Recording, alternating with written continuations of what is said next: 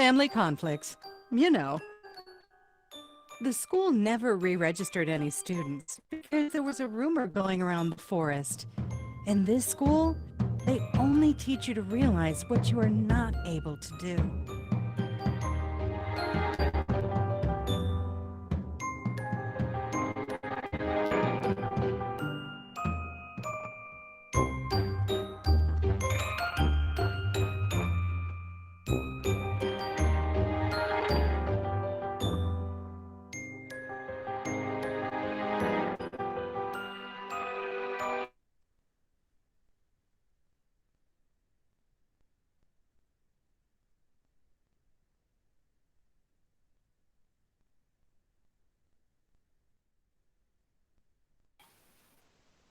Ya, sudah nonton semuanya, saya kira.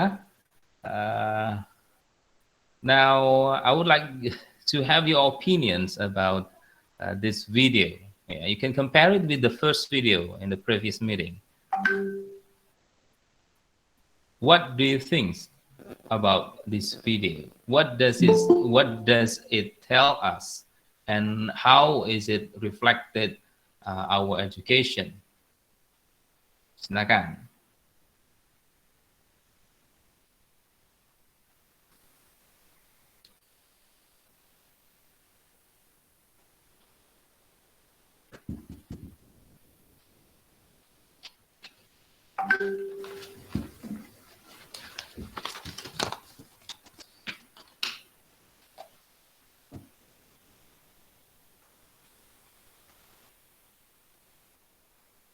You may speak in English or in Indonesia, no problem. At least you are able to communicate your opinions, whether in English or in bahasa. Silakan, yang pertama mau berbicara. Ini, Sir. Ya. Muhammad Danindra. Mas Danindra.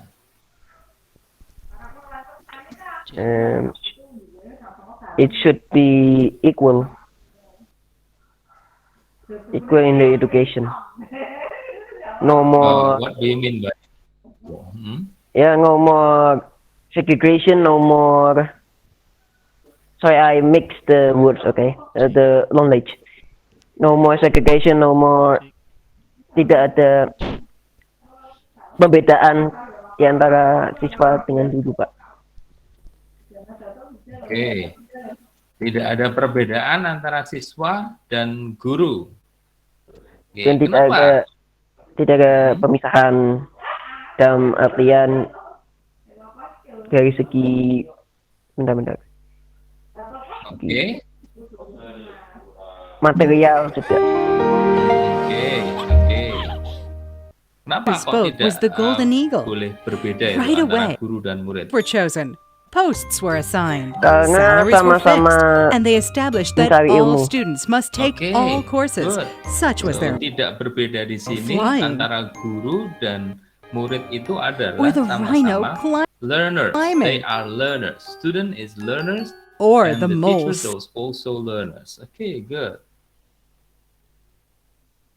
Okay, now when both student and teacher are learners, how is interaction between the teacher and the student ideally? Kalau semuanya sama itu, terus interaksinya harusnya seperti apa? Idealnya seperti apa interaksi antara guru dan murid?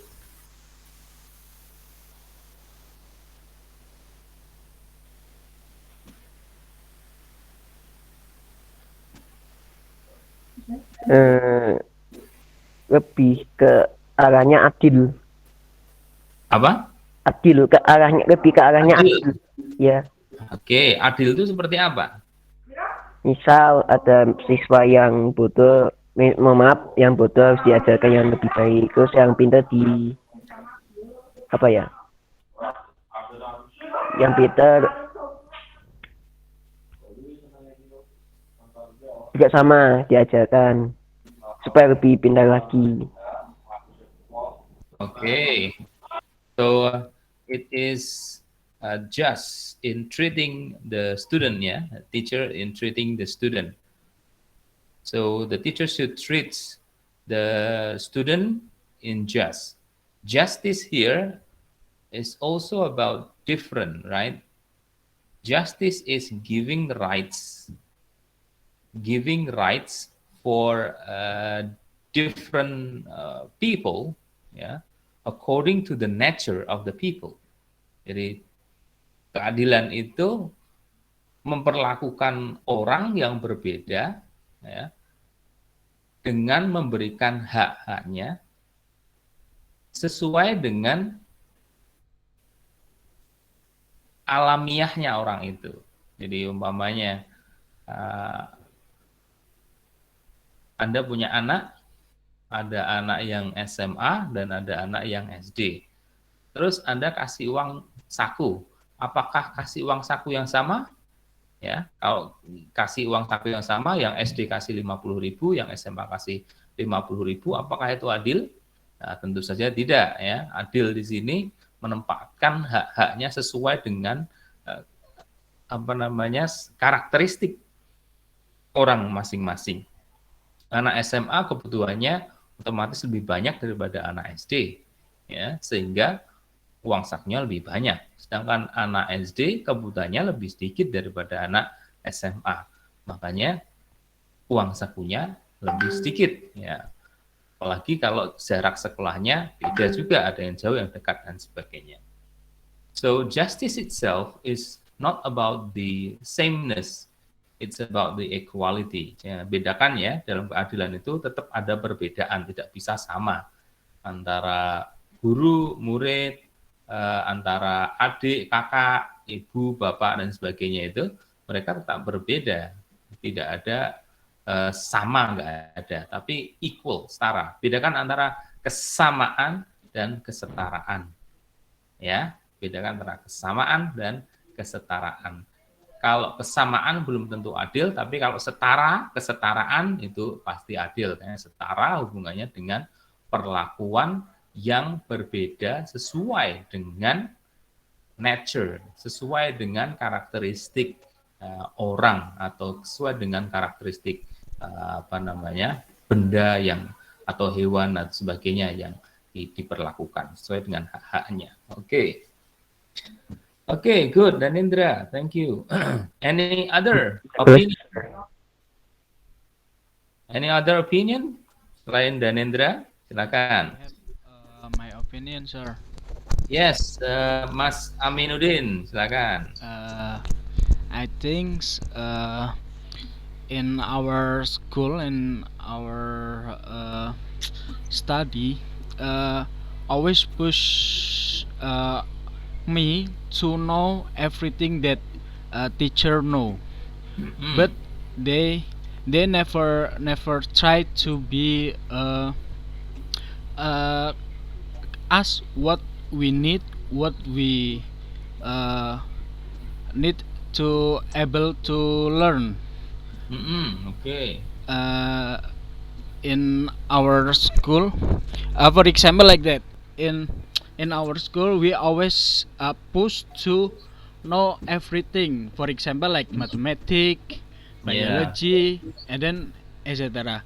But they never ask our to what we need or what we think. So I think it makes our not to be bitter, but to be bad. Okay. It's like So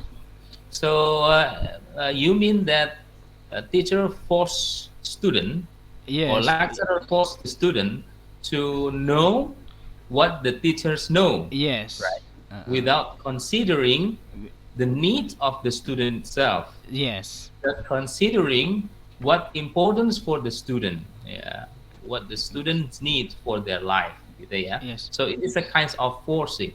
It is a kind of dictatorial. It is kinds of treating other with the not with the can say that treating student like what the teachers want, gitu ya. Yes, just okay. Okay, good.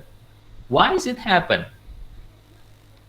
Why is it happen in our school? Why school force the student to know what the teachers know, or at least school treat the student same?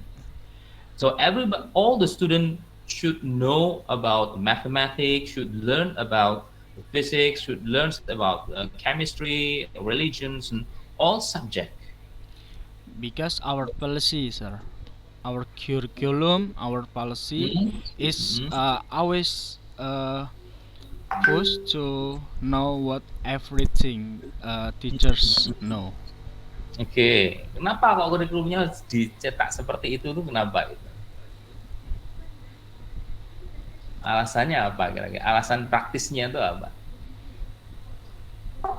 Because it's a good old fashion. They follow the tradition of tradition. Tradition, okay, good. It is about the tradition. So, okay. Any other?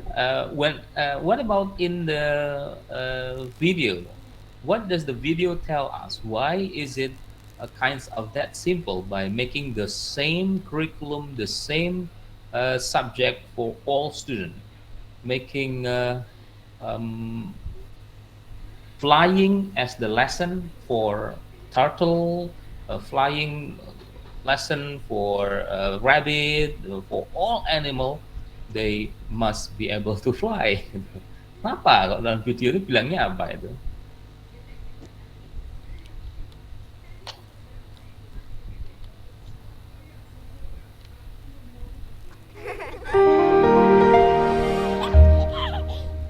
Belum nangkep ya tadi videonya ya? Oke. Betul, Pak. Apa kenapa itu kok bisa? Farid. Oke.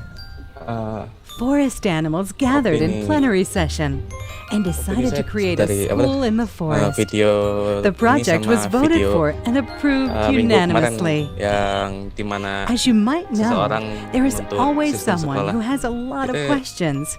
We are talking about the itu squirrel. punya kebiasaan itu ya. What will be taught? And what will be the most menuntut important thing to murid-muridnya learn? untuk bisa semuanya. Dispositions, coughs, Jadi papers semua flying hal everywhere. yang murid tidak And bisa itu ya finally, harus it bisa. was heard. Tapi We should consider it itu vital ya to fly. kesalahan ya. It can menurut be saya. easily guessed Itu that the seharusnya one who spoke began to be Sekolah itu and jumped. mencari There was a unikan alias detailed action bakat plan seorang was murid. made. Terus Holidays setelah were decided. menemukan They bakat established tersebut, langsung dorong flying terus led itu him to an biar- impressive craft. And again, jadi itu muridnya. Kenapa? Ya, you know, saya polite. ngutip itu ya, tuh orang yang dari video The minggu kemarin. original joy was disappearing. The number of students Gimana ya was kata-katanya? decreasing. Dan ya pokoknya intinya orang kemarin itu bilangnya di zaman sekarang itu tidak butuh murid yang bekerja nonstop seperti robot yang menonton, karena semuanya itu sudah otomatis di zaman sekarang. Yang kita butuhkan The itu parrot adalah spoke, murid-murid yang expressing kreatif. everyone's feelings. Nah, gimana cara I came knowing kreatifnya to itu fly, mendorong and now bakat I don't even have time to practice murid it. tersebut, I haven't learned anything. bakat yang dengan mereka Yes, bisa. I learned that I'm not able to Pak. swim Ya, or oke, bagus. party at the end of the course. Jadi, Diploma of sekolah honor, able to biasanya swim. menuntut hal yang sama ke semua Everyone had murid, gone through all the harus bisa exams, semuanya, and although ya. due to lack of Akibatnya, educability, Netflix, anak yang nggak because bisa, there was a kalau room dalam video tadi realized mungkin what you are ada not atau video kemarin Anda masih ingat, hasilnya justru membuat anak merasa dirinya bodoh, justru membuat anak merasa bahwa dirinya itu ya percaya bahwa dirinya itu ya bodoh. Kenapa kok bisa seperti itu? Mamanya ada murid yang bisa matematika tapi tidak bisa IPS. Nilai IPS-nya 5 terus. Sedangkan nilai matematikanya 9 terus. Nah, maka murid itu akan percaya bahwa saya itu memang bodoh dalam hal IPS. Sama seperti kalau di video hewan-hewan tadi ya, kebanyakan hewan menyangka dirinya bodoh karena maunya gajah Gajah dia harus belajar terbang, dia nggak bisa terbang, akhirnya dapat nilai E. Gajah harus belajar berenang, ya, dia nggak bisa berenang seperti ikan, ya, akhirnya dia dapat nilai cukup C. Gajah suruh menggali lubang, ya, karena gurunya itu tikus tanah itu ya, tapi dia nggak bisa menggali lubang lagi dalam, maka dia dapat nilai D atau E. Nah, dari nilai-nilai itu maka murid tidak terpacu untuk mengembangkan potensi dirinya, tidak berpacu untuk menemukan potensi dirinya, justru membuat anak-anak murid-murid itu percaya bahwa saya bodoh, nggak bisa ini, nggak bisa itu, nggak bisa ini, nggak bisa itu. Akhirnya yang dapat juara itu yang mediocre. Ya, mediocre itu apa? Mediocre itu yang tengah-tengahan lah. Saat belajar terbang ya dia bisa terbang tapi nggak tinggi-tinggi amat. Saat dia harus belajar menggali, dia bisa menggali tapi nggak dalam-dalam amat. Saat dia belajar berenang, dia bisa berenang tapi nggak bisa dalam, atau manja dia bisa manja tapi tidak bisa tinggi-tinggi dan sebagainya. Maka yang pemenangnya adalah ayam seperti itu. Nah, itu penyakitnya pendidikan, istilahnya warisan pendidikan era revolusi industri, ya, penyakit pendidikan masa industrial, ya, di mana semuanya itu dianggap sama seperti di pabrik ya. Nah, Anda kalau pernah ke pabrik ya, itu selalu sekolah itu ditata seperti di pabrik itu ada baris pertama, kedua, ketiga, keempat, dan sebagainya itu, dan perlakuannya sama, ya, tidak ada yang beda. Ya. Oke. Nah, lalu tadi Mas Farid bilang seharusnya sekolah menemukan potensi murid. Nah, masalahnya, the problem is that the potential of each student will be so varied, so many, because each student have different potential, right? Each student have different potential. So how to adopt all potential of the children, of the student? Gimana caranya coba untuk mengadopsi semua potensi anak? Padahal setiap kepala itu potensinya bisa beda-beda. Pokoknya satu kelas itu ada 30 anak, pasti akan ada 30, minimal 30 potensi yang berbeda. Belum lagi satu sekolah ya. Satu sekolah ada umpamanya 1000 anak, minimal ada 1000 potensi yang berbeda-beda. Ya, walaupun potensinya sama musik, tapi pasti akan ada beda. Ini musiknya potensinya di gitar, ini potensinya di vokal dan sebagainya. Nah, itu untuk mewadai gimana? Ya, langkah paling susah sih. Nah, itu gimana? Itu apa? Ngatur ulang sistemnya ya. Itu Iya, susah. menurut saya untuk itu Pak, untuk aturan terus fasilitas juga kita harus dirubah segalanya dari akar-akarnya. Kalau kita mau merubah itu nggak bisa cuman atas doang, tengah doang, atau bawah doang. Itu kita harus semua diubah, baik dari policy maupun pelajaran maupun guru. Kita harus ubah itu semuanya, dan itu memang sangat sulit tapi mungkin ya. Jadi perubahannya radikal sekali ya, sangat-sangat radikal ya. Selama ini sekolah yang ambil gampangnya saja ya, disuruh daripada repot-repot memfasilitasi semua potensi yang ribuan banyaknya dengan ribuan murid, ya paling gampang ya disamakan saja ya, supaya simpel ya disamakan saja. Mata kuliahnya ini, mata pelajarannya ini ya, semua harus belajar. Matematika kayak biologi kayak semuanya harus belajar. Dan dengan adanya hal tersebut kita tidak bisa menjadi ahli apapun, Mbak. Jadinya kita nggak bisa menjadi ahli apapun. Benar, itu yang saya akan menjadi seperti robot. Master of none. Jadinya mediocre. Yes. Bisa jadinya mediocre. Enggak bagus-bagus amat, tapi juga nggak jelek-jelek amat, mediocre itu istilahnya. Ya kayak ayam tadi, Iya. dia bisa terbang tapi nggak tinggi seperti elang, dia bisa menggali tanah tapi tidak akan sedalam tikus tanah dan sebagainya.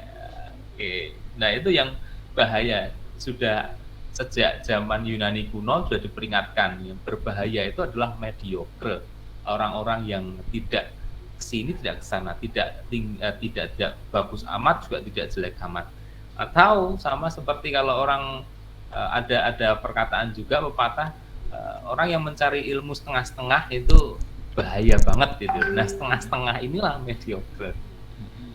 Oke, kembali lagi untuk mengadopsi semua potensi itu kayaknya masih sangat impossible sekali ya. Nah, kira-kira jalan tengahnya apa? Ada nggak yang ada ide jalan tengahnya apa? Sebelum merubah secara radikal gitu. Jalan tengahnya apa? Istilahnya ya bikin step-step kecil-kecil lah, kecil-kecil dulu baru nanti sampai ke tujuan, baru perubahan yang besar. Ya. Saya rasa kebijakan dulu Pak yang di apa sedikit-sedikit diubah itu loh. Karena kebijakan itu yang sangat menentukan untuk merubah itu semua. Nggak bisa dari siswanya maupun nggak bisa dari gurunya, tapi harus dari yang tadi policy yang harus diterapkan itu harus diubah sedikit demi sedikit. Ya, oke.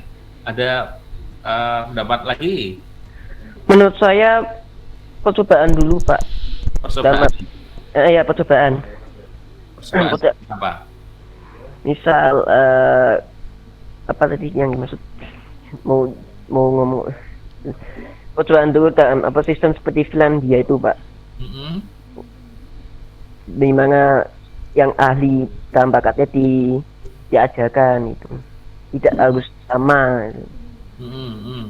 Ya harus tidak harus mengerti kebijakan karena takutnya malah jadi blunder gitu. Oke, blunder.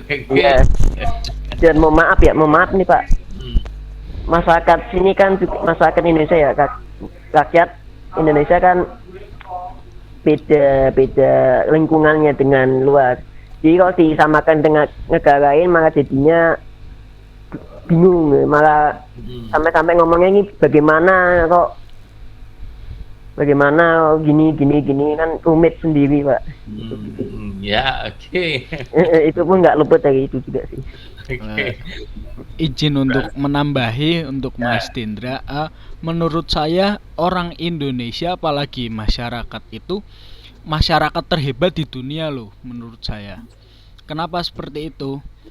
Karena di Indonesia itu masyarakat itu kalau Jawanya itu bisa utak-utek gitu loh, bukan utak-utik ya, utak-utek itu artinya berarti apapun bisa dilakukan, masih bisa melakukan, misalnya bisa bercocok tanam, bisa benerin genteng, bisa bikin apa gitu loh. Masyarakat Indonesia tuh bisa seperti itu, beda lagi sama orang luar. Coba orang luar diposisikan seperti orang Indonesia itu pasti mereka nggak akan bisa seperti kita karena mereka dari asalnya itu udah dijamin oleh negara. Misalnya nih kalau di Jepang mereka tuh urusan listrik, rumah dan segala macam itu difasilitasi oleh negara. Lah orang kita dari kecil aja harus sudah survive. Kalau urusan hal-hal kecil seperti misalnya di pendidikan itu seharusnya orang Indonesia itu bisa lebih maju daripada mereka. Cuman kita sekarang itu masalahnya cuman satu nggak tahu asal usulnya dan juga nggak percaya sama dirinya sendiri. Banyak di Indonesia nih kita ambil di kebijakan, banyak kebijakan di Indonesia itu mengadopsi misalnya mengadopsi dari barat, mengadopsi dari mana gitu loh, nggak pernah menerapkan policy-policy yang dari mbah-mbah ataupun buyut kita dulu loh. padahal kita dulu itu sudah sangat maju dan sangat apa ya, sangat modern lah, seperti itu. Cuman kita itu tadi lupa sama asal usul kita, dan juga tidak percaya sama kemampuan yang kita punya, seperti itu. Ya, oke. Jadi ini ada perdebatan ini, Mas dan Indra cenderung membedakan Indonesia dengan orang Barat. Yang ditangkap oleh Mas Amin tadi agaknya terlalu merendahkan orang Indonesia gitu ya, sehingga Mas Amin menolaknya, ya, bahkan menimpali bahwa Indonesia dari dulu memang sudah hebat, ya. Sebenarnya sudah hebat, bahkan banyak founding father kita yang ya kita tahu hebat-hebat sekali, namanya Pak Karno itu bisa skill diplomasinya luar biasa, bahkan terkenal di dunia, ya kan, membuat gerakan non-blok yang membuat Pak Karno disegani oleh Amerika maupun oleh Uni Soviet dan sebagainya, itu kayaknya menguasai 5 bahasa, belum lagi Agus Salim, belum lagi Jenderal Sudirman, Panglima perang yang luar biasa, taktik gerilyanya luar biasa, dipelajari oleh Vietnam maupun dipelajari oleh perang dunia, ya, tentang perang gerilya ini yang luar biasa. Jadi terus kira-kira ya nanti ini juga menarik, ini perlu dikupas bagaimana sistem pendidikan yang digagas oleh kata Mas Amin tadi, leluhur kita, oleh orang-orang terdahulu yang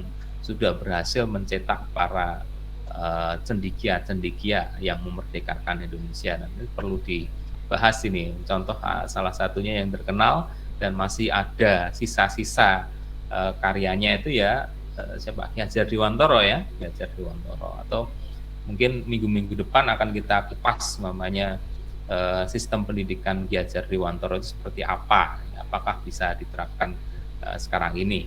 Oke, Gus. Nah, itu nanti lebih detailnya Mas Amin mungkin nanti ada pendapat kira-kira, kalau tadi Mas Amin bilang Indonesia itu punya sistem pendidikan yang sudah bagus dari dulu, sebenarnya itu sistem pendidikannya siapa? Nah, itu di zaman dulu Pak, ada zaman kerajaan, misalnya di zaman Majapahit, di zaman kerajaan Demak misalnya gitu kan. Dulu tuh ada sistem pendidikan, namun sejak tahun 1945 kita tidak percaya lagi dengan pendidikan yang dulu pernah kita pelajari, namun kita mengambil dari barat maupun mengambil dari timur. Akhirnya kita tidak bisa memaksimalkan apa yang kita punya, dan kita jadi menjadi tidak percaya diri seperti sekarang. Oke, ada bekas-bekasnya nggak? Ada istilahnya itu karya-karya yang bisa diulas gitu ya? Sebetulnya itu ada Pak. Misal nih untuk cara kecil ada kalau di Jawa itu ada apa siji apa yang itu loh Pak, lupa apa, siji pancer mawa limo itu Pak ya, apa nah itu kan sebenarnya itu adalah sistem pengelolaan diri kita. Kalau sekarang tuh bisa dipanggil, kalau di modern itu biasanya itu berkaitan dengan psikologi manusia. Kalau di Jawa itu kan sebenarnya sudah ada, kalau di Indonesia itu untuk mengelola kejiwaan seperti itu, apalagi yang lain-lainnya, misalnya di sektor penataan, sektor pembangunan gitu. Kita bisa lihat di peninggalan-peninggalan sejarah, misal kenapa sih kok Borobudur itu bentuknya seperti itu? Kenapa sih kok Borobudur itu bisa menghasilkan prasasti atau bisa menghasilkan cerita-cerita seperti itu? Kita harus cari dalam dan cari lebih dalam agar kita tahu apa sih yang leluhur kita itu maksud gitu. Masalahnya ada nggak itunya, apa namanya, bukunya yang bisa dibahas itu, diulas itu, judulnya apa, atau ada nggak hasil penelitian-penelitian itu? Karena kalau tanpa pustaka pun ya susah juga gitu. Nah, itu Pak, menurut saya, mohon maaf, menurut saya kelemahan orang modern seperti kita itu apapun harus ada bukunya.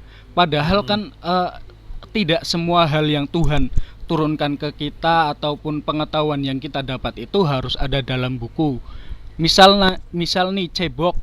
Mohon maaf ya Pak, cebok, apakah cebok itu ada dalam sebuah buku atau dalam sebuah makalah gitu kan? Itu saya cari-cari itu belum ada sumber yang jelasnya gitu loh. Ya, memang ada beberapa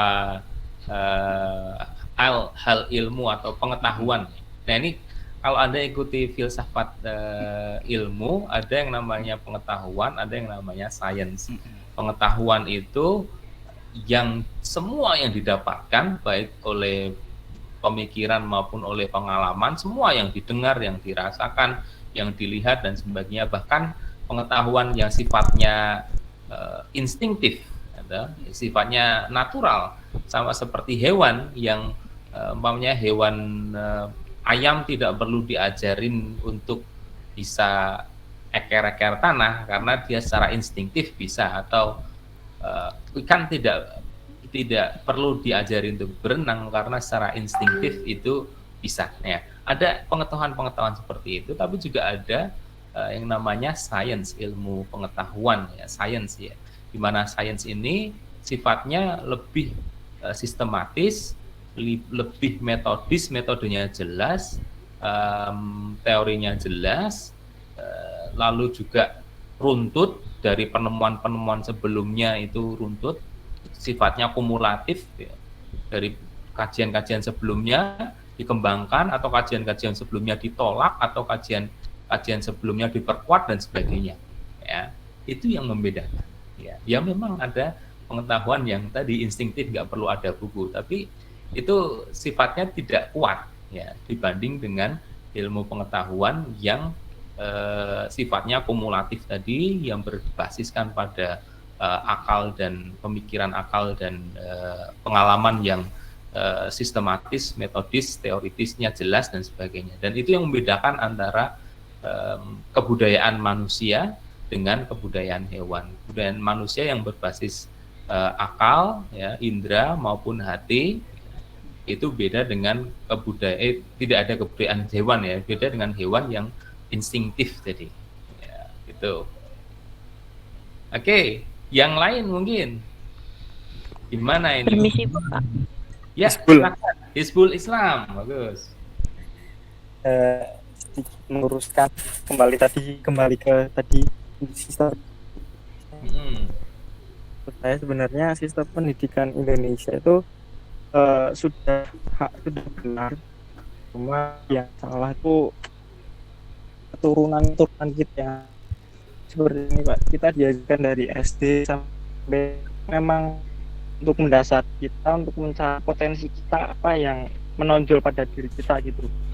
Masuk SMA kita sudah lebih kerucut masuk SMK kejurusan atau SMA IPS itu Pak. Di luar negeri itu, kalau di luar negeri itu memang orangnya tuh nggak bisa ini itu, cuma dia bisa fokus ke salah satu bidang yang dia sukai. Ini dari negara luar gitu. Dan itu salah dari masyarakat Indonesia sendiri. Mereka bisa menguasai semuanya, tapi mereka hanya sekedar menguasai, tidak mendalami semua itu. Seperti itu. Oke, jadi permasalahannya cuman dalam hal pendalaman gitu ya. Orang Indonesia kurang mendalami. Secara sistem pendidikannya sudah benar, dimulai dari hal yang pokok ya, hal yang dasar yang harus semua orang itu bisa, kemudian menuju yang ke spesialis seperti itu ya. Oke. Nah, cuman masalahnya orang Indonesia kurang mau mendalami ya. Mungkin nggak tahu apakah sudah lelah, capek dengan pendidikan yang dilaluinya, atau capek karena kekecewaan antara impian yang diberikan oleh sistem pendidikan yang berbeda dengan aktualitas dengan realitas yang dihadapi namanya. Orang sekolah pasti diimpikan kalau kamu sekolah, kamu pandai, kamu dapat pekerjaan yang bagus, kamu bisa lebih makmur, lebih baik daripada orang tua kamu.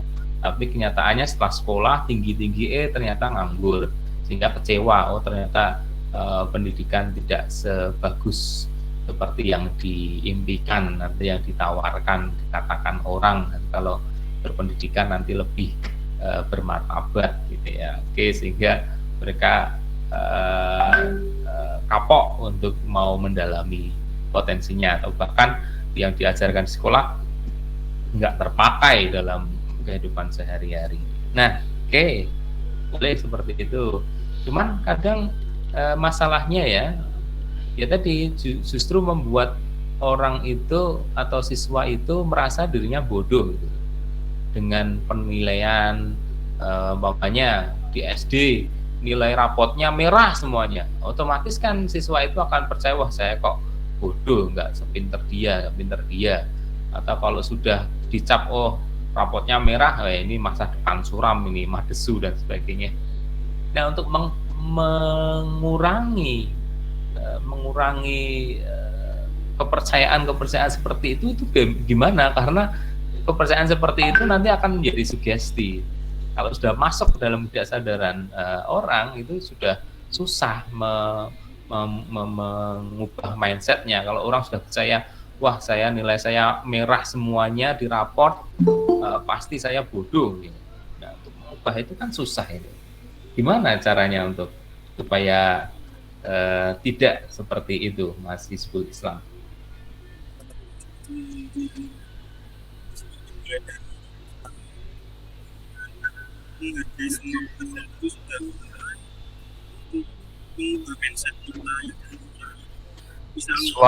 Suaranya putus, kurang jelas ini suaranya ini. Apakah sudah jelas, Pak? Nah, ini oke, ini sudah jelas ini. Itu dimulai dari kita untuk menghargai semua pekerjaan.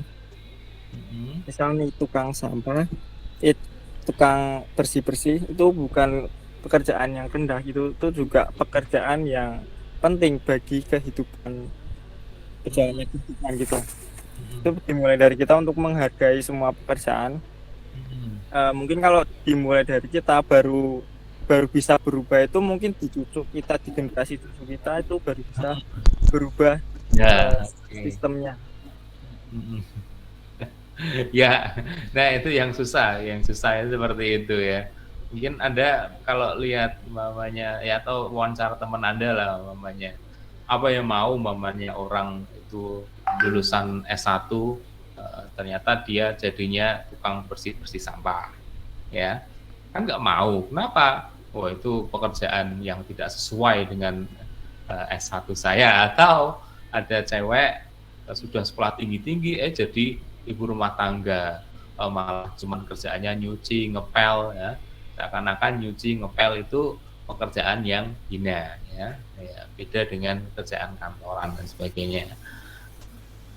Atau kalau orang dulu kalau nggak kerja di kantor itu tidak dipandang mapan gitu ya, Pak. Iya. Tidak dipandang mapan gitu ya. Bukan apa-apa, Pak. Nah itu kan susah untuk berubah itu, makanya pendidikan tetap selalu berhubungan dengan masyarakat, budaya di masyarakat itu ya, tidak bisa terlepas dari budaya masyarakat itu. Karena doktrinisasinya yang kuat. Iya. Beranggapan bahwa PNS itu martabat, padahal semua pekerjaan itu hebat asalkan halal. Makanya Mas Islam menurut saya juga benar, ini untuk menghapuskan stereotip di masyarakat seperti itu butuh mungkin perubahannya antar generasi ya, generasi selanjutnya yang bisa mengubah. Sama seperti sekarang saat pandemi ini pekerjaan kantoran justru jadi pekerjaan di rumahan. Atau sama seperti sekarang orang yang dulunya kerjaannya main game terus gitu ya, itu kan biasanya dipandang rendah tuh. Pandang rendah, wah ini anaknya pemalas, nggak mau sekolah, ya, mau game wae, ya. Nah, sekarang justru gamers itu terangkat derajatnya. Banyak gamers yang main game itu menghasilkan jutaan rupiah, ya, sampai apa namanya diangkat menjadi game apa namanya e-sport, ya, itu kan jadi luar biasa, atlet e-sport. Dianggap atlet, nah. Iya, Pak. Atlet. Dulu itu nggak ada itu atlet yang namanya atlet e-sport, itu nggak ada. Atlet tokoh soalnya main PS. Kak, dulu kan PS ya, atau zaman saya kecil ya dingdong gitu ya, nggak ada itu dihargai. Orang yang pinter dingdong atau orang yang pinter main PS tak terkalahkan itu ya, itu nggak pernah dihargai dan tidak pernah dianggap dia itu pinter, ya. Tapi sekarang berubah itu, dianggap pinter gitu. Malah jadi idaman profesi, Pak, sekarang, Pak. Profesi apalagi YouTuber itu juga Iya. sama. Waduh, YouTuber apalagi itu. Bahkan ada orang makan itu pun dibayar, Pak. Orang makan itu kayak di mukbang gitu. Pekerjaan apa itu, makan kok dibayar gitu. Bang ya. Bener. TikTokers itu juga sama. Dulu TikTokers awal namanya Marsanda itu joget-joget di depan kamera, dikira orang sinting itu, se-Indonesia itu. Orang se-Indonesia mencaci Marsanda itu. Lalu muncul Keong Racun malah dipuja-puja se-Indonesia. Lalu berkembang sampai sekarang para tiktokers yang penghasilannya berjuta-juta itu. Derajatnya meningkat, YouTuber derajatnya meningkat. Nah, itu perubahannya dari generasi ke generasi, nggak bisa cuma dari tahun ke tahun, juga generasi. Dan sekarang generasinya generasi Z, generasi yang lahir sudah berdampingan dengan gadget. Sekali lahir langsung bisa mengoperasikan handphone itu sangat cepat sekali. Dan pastinya akan terjadi perubahan paradigma yang luar biasa. Iya. Berarti itu bisa kita simpulkan kalau kebenaran itu tidak ada yang mutlak gitu ya, Pak. Relatif. Kebenaran itu relatif karena kebenaran itu, menurut saya kebenaran itu ada 3. Yang pertama tuh kebenaran kita sendiri, terus kebenaran orang banyak, yang selanjutnya itu kebenaran itu sendiri. Jadi kalau kita sering merasa benar itu belum tentu itu bisa benar di mata orang banyak gitu. Bahkan itu bisa menjadi salah kalau dibandingkan dengan kebenaran itu sendiri. Jadi kalau kebenaran itu sudah masuk ke wilayah sejarah, ya, masuk ke wilayah nyata, itu tidak ada yang benar 100%, ya. Ya seperti tadi gamers kalau kita letakkan di tahun 1090-an, ya, 1090-an saat adanya dingdong atau PS1 gitu kan ya, itu tidak dihargai, ya, itu tidak dihargai. Tapi kalau kita masukkan ke tahun 2020-an, 2019-20-an gitu kan ya, itu menjadi dihargai, berubah yang sebelumnya dihargai, ya, terus kemudian yang sebelumnya tidak dihargai kemudian dihargai, cuman karena masalah perbedaan waktu sejarah gitu kan ya. Tapi kalau menurut saya memang ada kebenaran yang mutlak, sebagaimana kebenaran 1 tambah 1 sama dengan 2, ya, atau kebenaran dalam kebenaran itu sendiri. Menurut saya ada yang kebenaran yang mutlak, tapi ada juga lebih banyak juga kebenaran yang sangat relatif, ya, karena satu sudah ketemu dengan interpretasi manusia, dengan akal manusia, ya, dan akal manusia itu akan menghasilkan perbedaan, ya, otomatis hasil dari interpretasi juga akan berbeda-beda. Apalagi ketemu dengan tadi fakta historis, ya, fakta material, fakta realitas, itu pasti akan berubah-ubah itu kebenaran itu. Oke, ini perbincangannya sampai tekan filsafat gini sih, ya. Kamu mendapatkan mata kuliah filsafat ilmu ya? Dapat Pak. Dapat, Pak.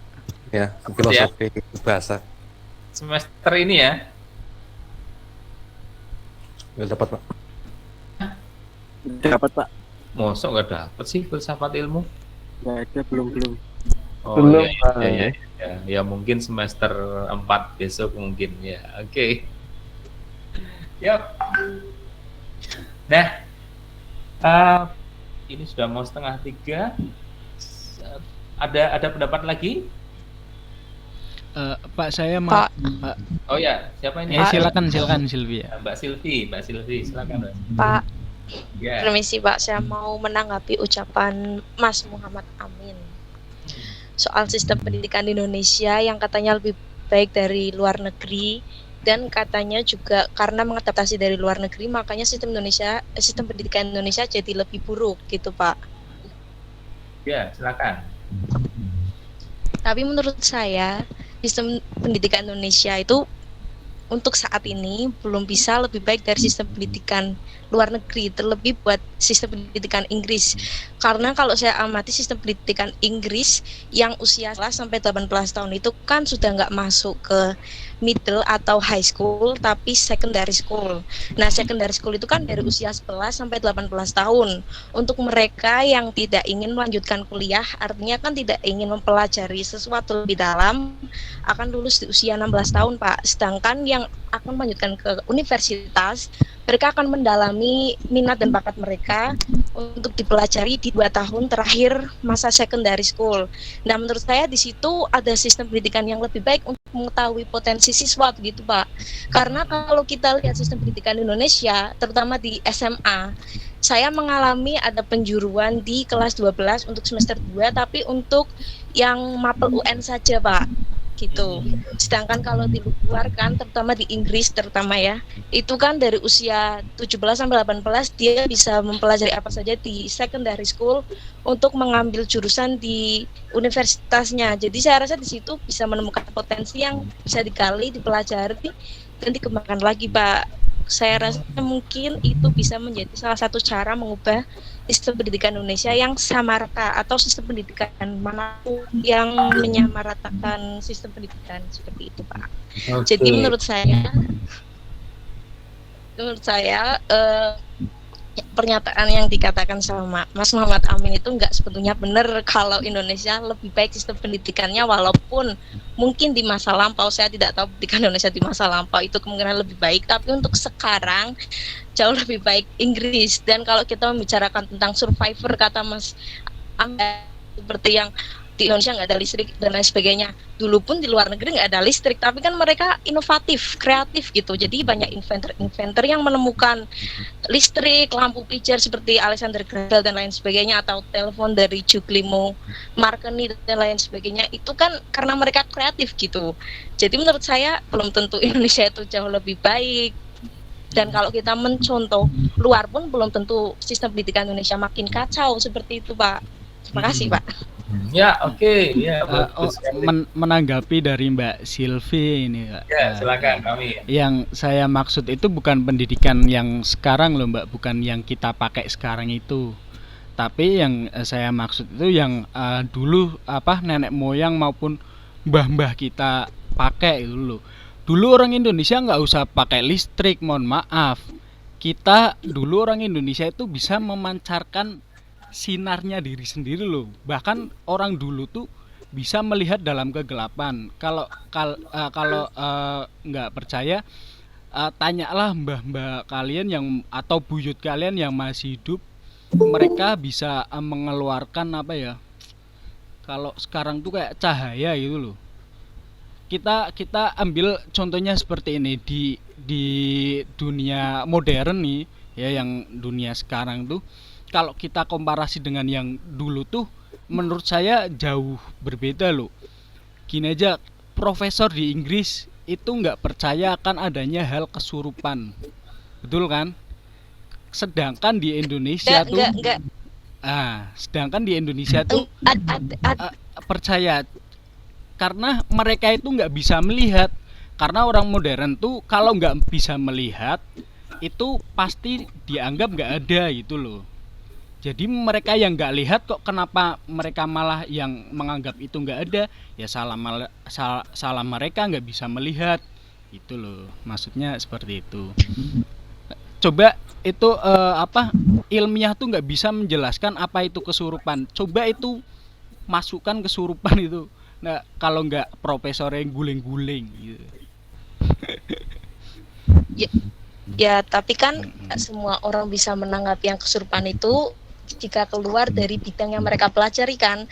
Bukan berarti Indonesia atau soal kesurupan, berarti semua orang tahu cara mengatasi itu. Kalau Anda bilang di Indonesia dulu bisa belajar tanpa listrik, emangnya zaman Romawi kuno udah ada listrik? Mereka juga bisa belajar tanpa listrik. Mereka juga invert juga kan, yang menjadi pencetus bahasa-bahasa yang diadaptasi sekarang. Kebanyakan bahasa kan dari mana diadaptasi? Dari Latin kan. Kalau kita belajar seperti ilmu atau apapun diadaptasi dari bahasa Latin.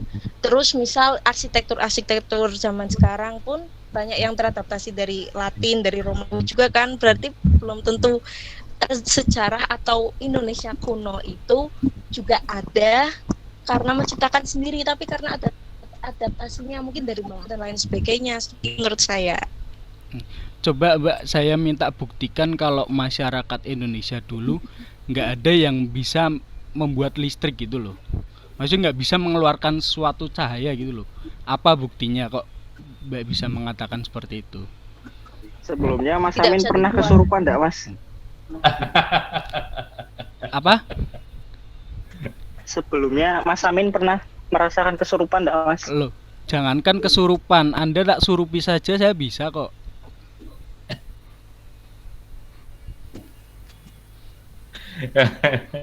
Ya, oke. Ini memang hubungannya dengan intermezzo ini ya. hubungannya dengan perbedaan sudut pandang saja sih ya, sudut pandang saja. Kalau Anda Iya. belajar di apa namanya filsafat ilmu, ada orang yang menganggap ilmu itu adalah yang hanya bisa diakses oleh akal dan indera. Kalau tidak bisa diakses oleh akal dan indera, maka dia tidak jadi ilmu. Dia hanya jadi pengetahuan saja, ya, jadi pengetahuan saja. Dan kebenarannya, tingkat kebenarannya kurang. Ya. Ada yang berpendapat bahwa ilmu itu sumbernya tidak hanya dari nalar atau akal sama indera, tapi juga dari hati, bahwa seperti itu, mata batin dan sebagainya. Nah, di sini di dalam Barat, di kebudayaan Barat, memang lebih menganggap ilmu itu adalah yang bisa diakses akal dan bisa diakses indera. Yang tidak bisa diakses akal dan indera, maka itu tidak disebut ilmu. Itu disebut pengetahuan saja, atau ada yang mengatakan itu mitos saja dan sebagainya. Akan tetapi belum tentu mitos itu nantinya selamanya akan menjadi mitos. Mungkin pada suatu ketika dia akan menjadi suatu ilmu pengetahuan. Ya. Sama seperti mamanya orang zaman Yunani kuno dulu tentu tidak akan percaya bahwa matahari itu mengelilingi bumi, ya. Mereka menganggap itu mitos, bukan ilmu pengetahuan. Akan tetapi zaman berubah, kemudian berbalik bahwa itu bukan matahari, bukan bumi yang bukan matahari yang mengelilingi bumi, tapi seluruh bumi yang mengelilingi matahari. Dan terjadi suatu perubahan paradigma keilmuan. Nah, itu hal yang biasa saja, karena ilmu pengetahuan itu bukan hal yang absolut 100% kebenarannya, ya. Bukan absolut kebenarannya itu. Makanya kalau menurut saya ya, banyak orang yang mempertuhankan ilmu pengetahuan, ya, menganggap bahwa ilmu pengetahuan itu absolut kebenarannya. Kalau sudah dibuktikan dengan penelitian itu pasti benar. Bukan. Ilmu pengetahuan itu adalah yang bisa dibantah. Ilmu pengetahuan yang ilmiah itu adalah yang bisa dibantah. Kalau nggak bisa dibantah, itu bukan ilmu pengetahuan. Sehingga kita tidak bisa mentuhankan ilmu pengetahuan, ya. itu bisa berubah ya. Terus masalah kesurupan itu juga sama. Dulu mungkin zaman Renaissance di Barat mereka tidak percaya dengan kesurupan. Tapi zaman sekarang dengan ketemunya berkembangnya ilmu pengetahuan, terutama ilmu pengetahuan atomik, pengetahuan kuantum ya, itu dimungkinkan ya bahwa yang namanya jin dan sebagainya itu bentuknya itu semacam plasma atau tingkat istilahnya atomnya itu beda dengan manusia dan sebagainya. Dan bisa dijelaskan secara ilmiah. Jadi yang dulu itu mitos sekarang menjadi ilmiah. Ya, dan itu akan terus berkembang. Ya. Iya benar Pak. Berarti kita maksudnya menurut saya sendiri kita jangan meniadakan sesuatu karena kita tidak bisa melihatnya, gitu ya Pak. Ya oke. Ya semuanya bisa jadi ilmu.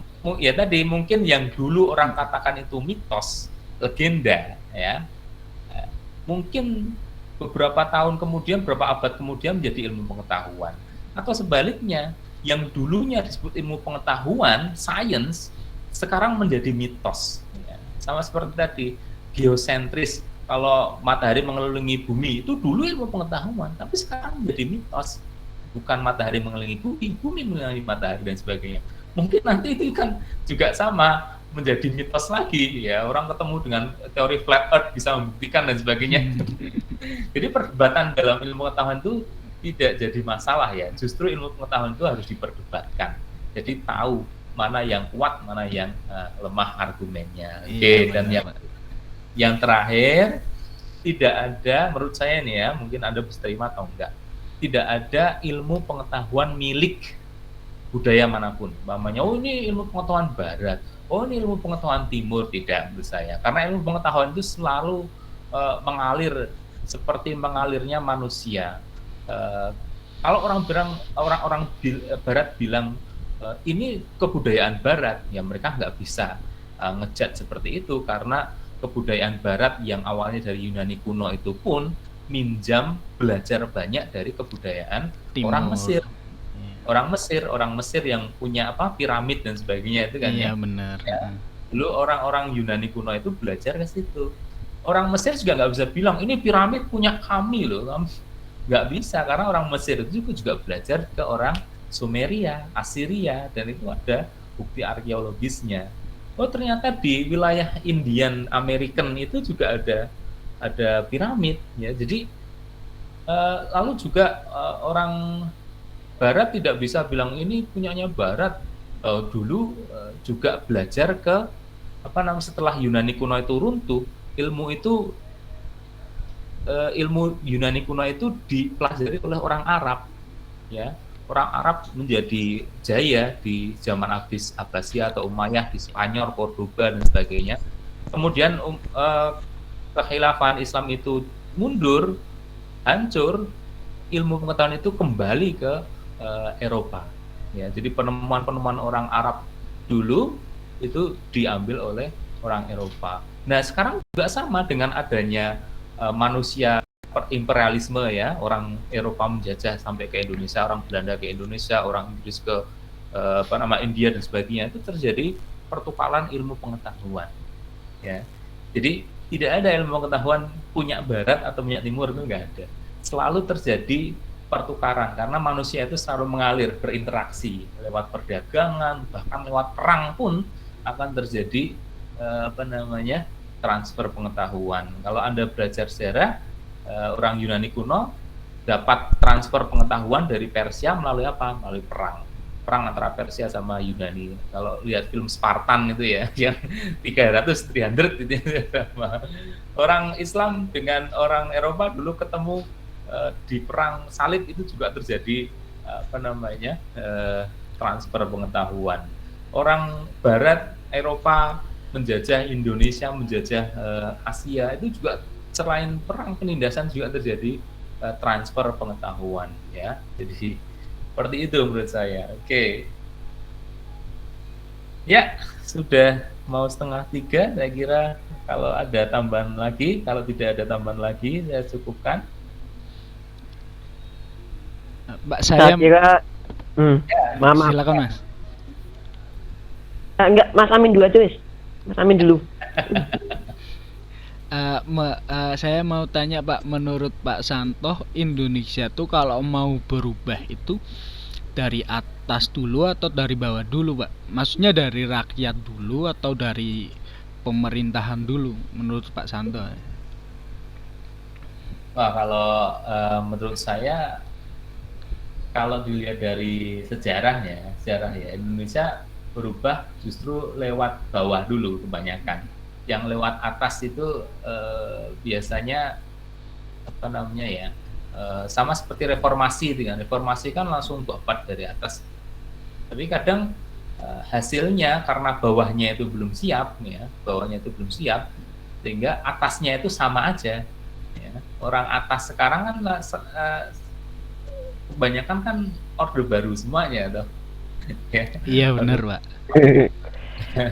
Jadi susah. Banyak kan kalau menurut saya dari budaya dari bawah itu baru bisa berubah. Sama seperti kalau dalam sejarah itu bagaimana Islamisasi terjadi di masa Wali Songo itu. Anda boleh baca punyanya Profesor Dr. Agus Suyitno, lupa saya, yang Atlas Wali Songo itu.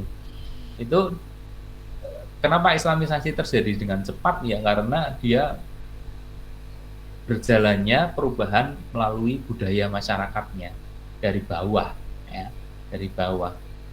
ya, yang atas itu mengikuti ya, tetap ada di atas itu. Mamanya Wali Songo kan tetap ada yang menjadi di pemerintahan kan ya, ada yang menjadi kelas penggito, ada yang menjadi kelas ksatria ya. Cuma kalau bawahnya belum siap, ya tadi tetap atasnya itu sama seperti zaman sekarang. Reformasi, pasca reformasi yang terjadi ya atasnya sama orde baru.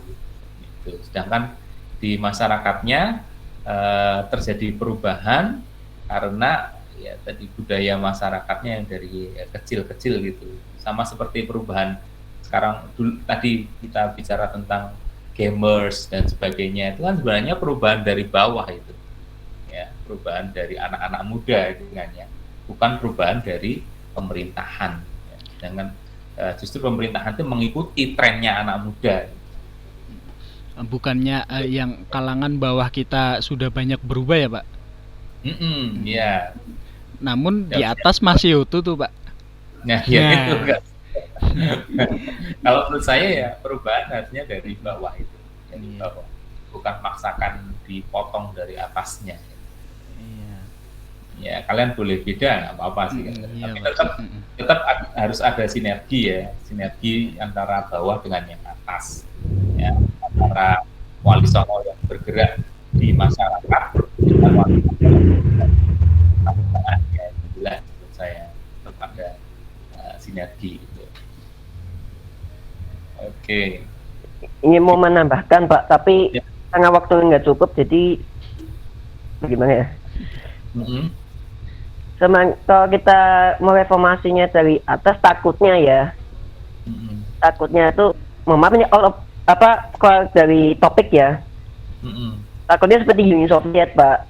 Yang bagaimana mereka Global Set menggagas perestroika sama apa namanya satunya saya lupa. Glasnost. Demi istilahnya demi mereformasi negaranya, namun pada akhirnya pecah dengan sendirinya. Ini takutnya di situ Pak. Ya, demokratisasi ala Gorbachev menghasilkan perpecahan di Soviet ya. Itu Pak. Pintar banget kamu ya, tahu Gorbachev sekarang. Cuma dasar kok Pak, nggak detail, cuma mendasar saja. Ya oke. Jadi sudah 2:30 di sini ya. Terima kasih atas diskusinya.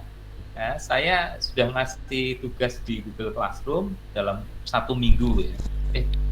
Enggak 1 minggu ya, berapa 5 hari kalau nggak salah, sampai hari Rabu besok.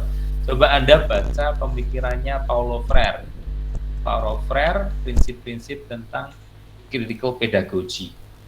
Kenapa saya ambil Paulo Freire? Karena Paulo Freire itu asalnya dari Brazil yang kondisi masyarakatnya ya agak nggak jauh beda dengan Indonesia lah, terutama yang di urban itu hampir mirip walaupun tidak sama 100% ya, tapi ada kemiripan. Itu nanti bisa kita ambil baiknya ya. Ada buruknya nanti kita kita tinggalkan, karena tetap pengaruh dari luar itu tetap juga diperlukan, karena suatu kebudayaan itu akan berkembang jika dia berinteraksi dengan kebudayaan lain. Kalau dia tidak berinteraksi dengan kebudayaan lain, kebudayaan itu lama-kelamaan jadi mati, karena nanti hasilnya mitos-mitos yang dihasilkan. Sama seperti Indonesia saat di dalam kungkungan penjajah, orang Indonesia dilarang untuk banyak keluar negeri, ya, berhubungan dengan orang lain, ya hasilnya apa? Ya hasilnya yang terjadi banyak sekali mitos-mitos dan sebagainya, itu kurang berkembang lah peradaban Indonesia. Baru setelah ada orang-orang yang keluar negeri, tahu ke Arab kah atau ke Eropa kah, bertemu dengan orang-orang lain, berinteraksi, bertukar pikiran dan sebagainya, masuk ke Indonesia, mengubah Indonesia. Nah, seperti itu. Kembali lagi, silakan dibaca prinsip-prinsip pemikiran critical pedagogy yang dipelopori oleh Paulo Freire. Ya, silakan dirangkum minggu depan kita bicarakan. Ya, nanti saya akan pilih salah satu untuk mempresentasikan. Jadi kalian siap-siap semuanya ya, untuk bisa mempresentasikan hasil dari rangkuman kalian yang kalian tahu tentang Paulo Freire di sini dengan pemikirannya serta opini kalian. Oke ya. Terima kasih atas perhatiannya, terima kasih atas diskusinya yang ramai di sini. Saya harap teman-teman yang lain yang selama ini masih diam-diam baik untuk bisa nimbrung ya. Oke. Sampai di sini, mohon maaf atas kekurangannya. Sampai jumpa hari Jumat ya, hari Jumat. Assalamualaikum warahmatullahi wabarakatuh. Waalaikumsalam. Waalaikumsalam warahmatullahi wabarakatuh. Terima kasih, Pak. Sama-sama.